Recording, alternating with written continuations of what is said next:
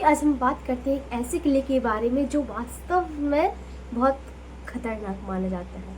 ये सबसे ज़्यादा हॉन्टेड किले यानी फोर्ट में से एक माना जाता है। आज हम बात करते हैं भानगढ़ के किले के बारे में। यह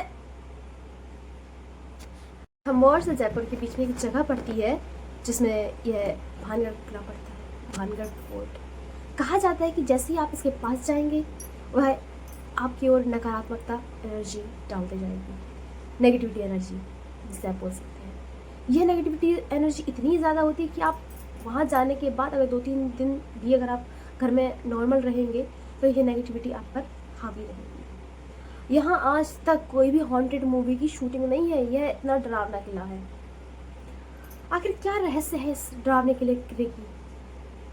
कहा जाता है कि जिसमें से एक कहानी है साधु की। कहा जाता है कि रानी महल के ऊपरी हिस्से चोटी पर रहती थी। एक दिन साधु वहाँ से गुजरता है, उसकी नज़र रानी पर पड़ती है, जिसे देखकर वो मुग्ध हो जाता है। किंतु रानी के मन में इस तरह के कोई विचार नहीं थे, परंतु साधु तो अपना आपा उनको देखकर ही खो चुके थे, रानी को देखकर, जिस वजह से रानी ने इस प्रस्ताव को अस्वीकार किया और साधु ने रानी को श्राप दे दिया। इस तरह ठीक दूसरी घटना है एक तांत्रिक की। कहा जाता है कि एक तांत्रिक एक बार भिक्षा लेने रानी के महल आते हैं। जो तांत्रिक होता है वो भिक्षा तो लेता है, किंतु उसी समय रानी वहाँ से गुजर रही होती है।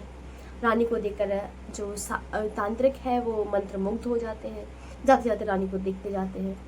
वहीं कुछ समय पश्चात वह क्या करता है, वह तांत्रिक ठीक रानी के महल के सामने एक टीले पर अपना आसन यानी झोपड़ी बनाता है, कुछ भी कहिए आप। उसके बाद वह रोज़ रानी को अपने टीले से ही निहारता है। ठीक कुछ समय पश्चात रानी के बालों का तेल यानी वह अपने बालों में एक सुगंधित तेल लगाती थी। रानी के बालों का तेल खत्म हो चुका होता है। वह अपनी दासी से कहती है कि दासी ज़रा जाइए हमारे बालों का सुगंधित तेल ले आइए। जैसे ही वह दासी तेल लेने जाती है, यह बात टीली पर बैठे तांत्रिक सुनता है, तो वह जाता है बाजार जाकर वह साहूकार के वेश में बैठ जाता है। जैसे ही उसकी दासी यानी रानी की दासी बाजार तेल लेने जाती है, वह देखती है उस तांत्रिक को, तांत्रिक की आंखों में देखती है, वह उसे अपने वश में कर लेता है, तांत्रिक दासी को वश में कर लेता है। वह जो खास तेल लाया होता है रानी के लिए वह दासी को देता है। दासी वह तेल लेकर जाती है रानी के पास, किंतु रानी उस तेल को देख के समझ जाती है कि यह तेल कहीं और से आया। वह दासी से पूछती है कि आप ये तेल कहाँ से लेके आई हैं? तो दासी कहती है आज उसकी जो जहाँ से वो तेल लाती है वो दुकान बंद था, तो आज वो दूसरी दुकान से तेल लेके आई है।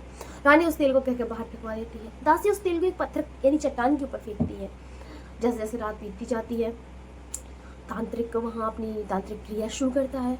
जैसे ही वह तांत्रिक क्रिया शुरू करता है, रानी देखती है कि जो पत्थर होता है वो उड़ रहा होता है।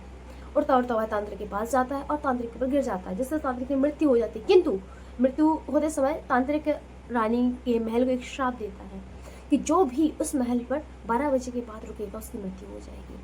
धीरे धीरे महल में मनुष्यों की तादाद काफ़ी अधिक होने की वजह से उसमें से कुछ लोग रह जाते हैं। कहा जाता है कि ठीक उसी दिन से 12 बजे के बाद लोगों की मृत्यु का होना प्रारंभ हो गया। इसलिए माना जाता है कि भानगढ़ का किला आज भी भूतिया है। आज भी वहाँ पे 12 बजे के बाद कोई भी इंसान रुकने से डरता है या वहाँ से गुजरने से भी कतराता है, क्योंकि वहाँ पर नकारात्मक ऊर्जा ही इतनी होती है। आज भी वहाँ पर बहुत सारे गार्ड्स, आर्मी ऑफिसर्स वहाँ पर तैनात रहते हैं कि कोई भी आम इंसान वहाँ पर ना ठहरे।